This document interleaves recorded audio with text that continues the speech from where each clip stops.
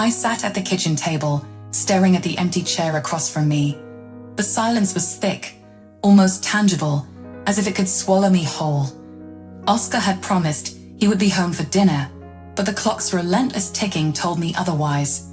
This had become our routine, him working late, me waiting, and the dinner growing cold. We had been married for 7 years, and it felt like 7 lifetimes. I remembered when we were inseparable, when his touch was electric and his laughter infectious. But now, our marriage was like a ship lost at sea, drifting further apart with each passing day. The loneliness gnawed at my heart, and I found myself questioning if love was enough to hold us together. I poured myself a glass of wine, hoping it would take the edge off my frustration. It didn't. The wine tasted bitter, like my resentment. I loved Oscar, but his constant absence was killing me. I knew he worked hard to provide for us, but I missed the man who used to make me laugh, who held me close and whispered sweet nothings in my ear. One evening, as I was folding laundry, I found a lipstick-stained napkin in his coat pocket. My heart sank. It was a shade I would never wear. A surge of dread washed over me, but I brushed it aside, convincing myself it was just a colleague's. Yet, the seed of doubt had been planted, and it grew with every late night and every missed call. Oscar finally walked through the door at 10 p.m., his tie askew and dark circles under his eyes. I looked up from the book I wasn't really reading, trying to mask my frustration. "You're late," I said, my voice betraying the anger I tried to suppress. "I know, Soph. I'm sorry. There was a crisis at work," he replied, loosening his tie and heading straight to the kitchen. "Did you eat?" "No, I was waiting for you," I said, a bit more sharply than I intended. He sighed, opening the fridge and grabbing a beer. "You didn't have to wait. I told you I might be late." "That's not the point, Oscar. We never eat together anymore. We never do anything together anymore." He took a long swig of his beer, avoiding my gaze. "I'm doing this for us, Sophie, to give us a better future." I felt a tear slip down my cheek, quickly wiping it away before he could see. "I just wish you were here now, not in some hypothetical future." He finally looked at me, the exhaustion in his eyes replaced by a flicker of guilt. "I know, and I'm sorry. I don't know what else to do." Days turned into weeks, and the distance between us widened. I tried to reach out to him, to bridge the gap, but he was always too tired, too busy, too everything. Our conversations became superficial, and our intimacy faded into a distant memory. One evening, as I was folding laundry, I found another lipstick-stained napkin in his coat pocket. My heart sank again, but this time I couldn't brush it aside. The same shade of lipstick, the same unsettling feeling. I decided to confront him. "Oscar," I began cautiously as he walked in the door that night. "Can we talk?" He looked at me, his expression wary. "Sure, what's up?" I held up the napkin, the lipstick stain glaringly obvious. "I found this in your coat pocket." Again. He froze, his eyes widening in shock and something else. Guilt. "Sophie, Don't lie to me, Oscar.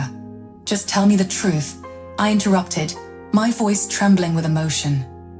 He ran a hand through his hair, looking away. "It's not what you think." "Then what is it?" I demanded, my voice rising. "Because it looks like you're having an affair." He shook his head, his face crumpling. "It's complicated, Sophie. She's a colleague. We got close and things happened. I didn't mean for it to go this far."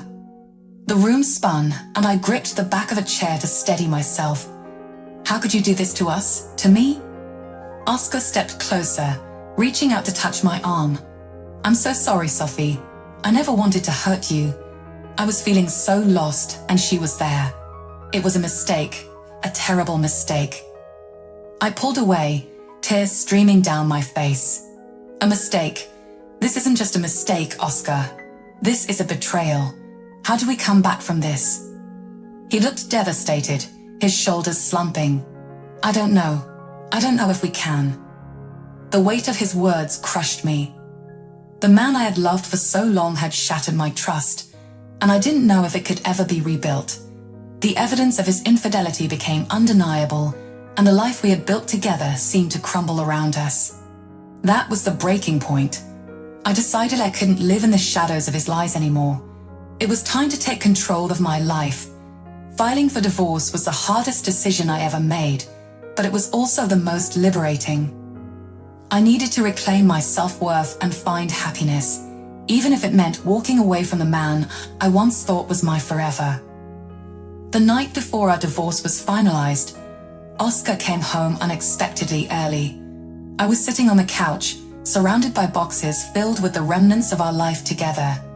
He looked tired, more so than usual, and there was a heaviness in his eyes that made my heart ache. "Sophie," he said, his voice barely above a whisper. "Can we talk?" I nodded, unsure of what to expect. He sat down beside me, and for a moment, we were just two people trying to find our way back to each other. The silence between us was thick with unspoken words. "I'm sorry," he began, his voice cracking. "I'm so sorry for everything."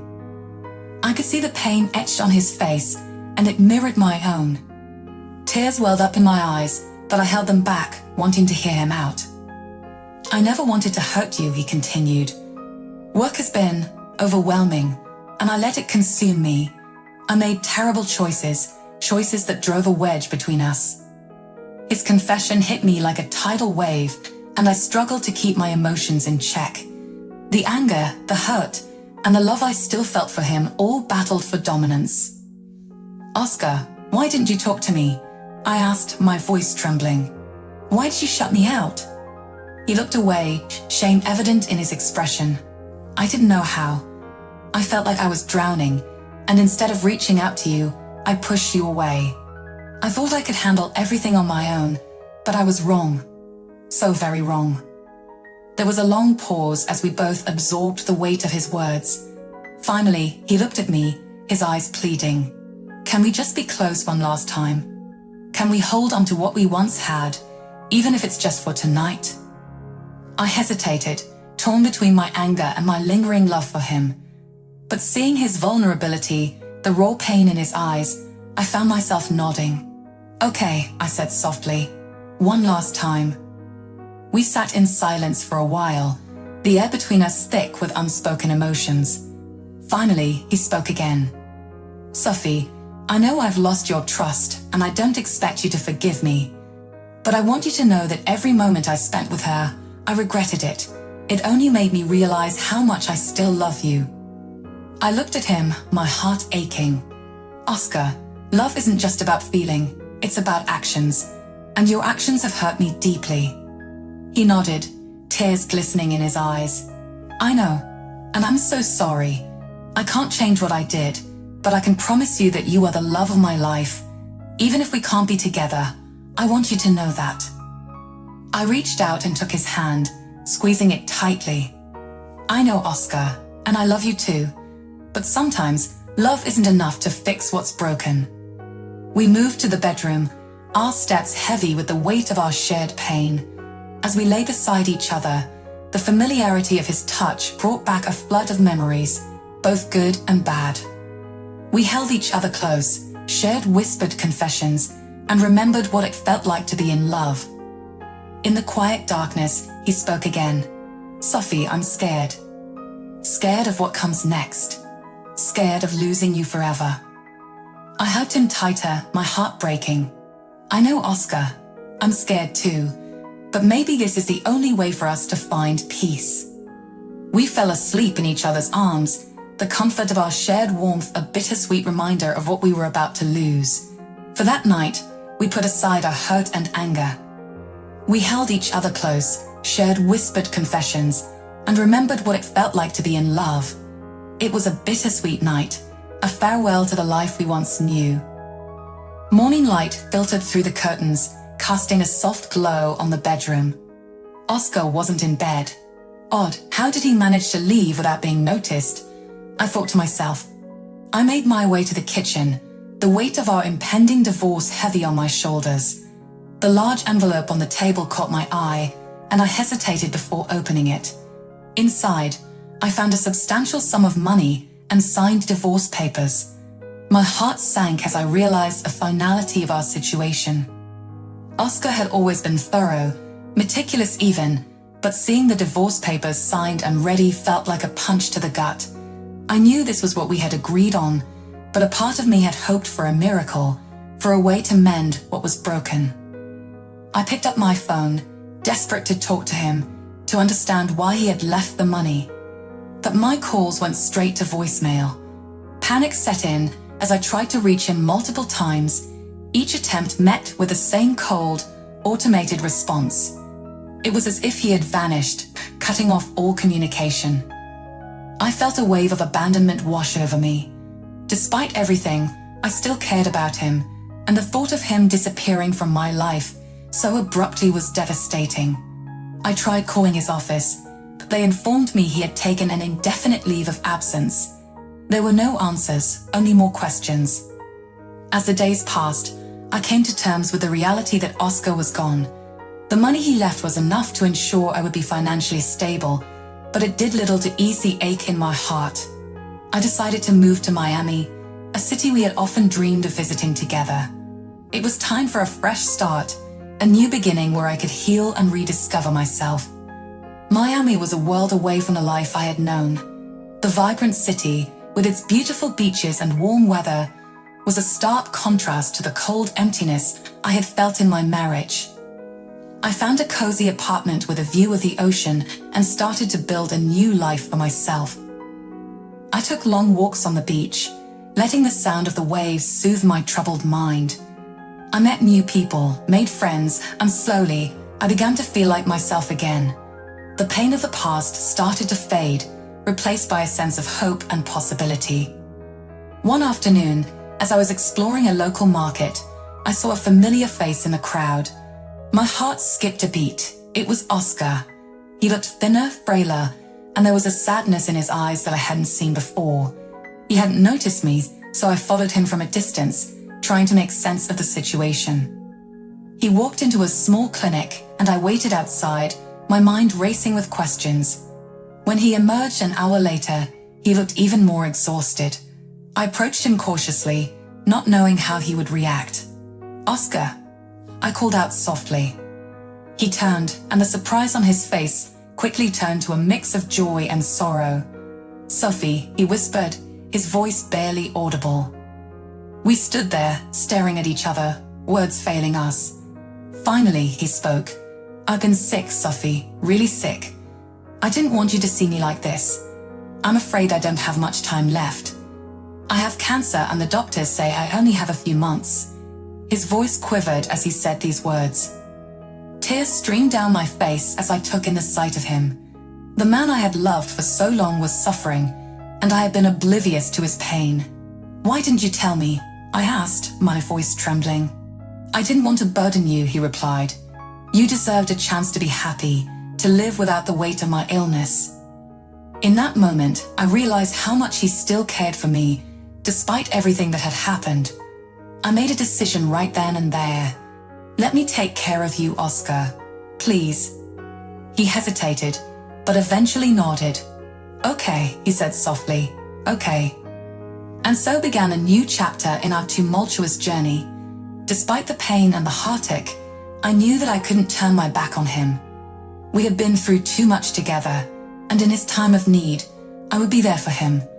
It was the least I could do, a final act of love before we said our final goodbye.